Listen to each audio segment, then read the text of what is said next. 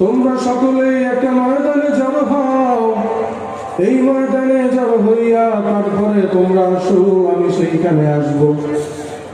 উম্মতেরা চলে গেলেন, সবার দ্বারে দ্বারে গিয়া খবর দিয়া দিলেন পয়গম্বর মূসা জমিনের মধ্যে ময়দানে সবাইকে বসার জন্য বলেছেন, আল্লাহর দরবারে দোয়া হবে। সবাই ময়দানে জড়ো হয়ে গেল।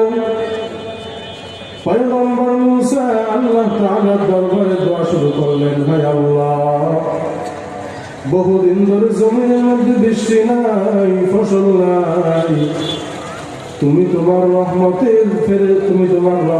রহমতের ফেরেশতারা বৃষ্টি দান করো আল্লাহ। আল্লাহ তাআলার কাছে এইভাবে বলতেছেন আর কাঁদতেছেন।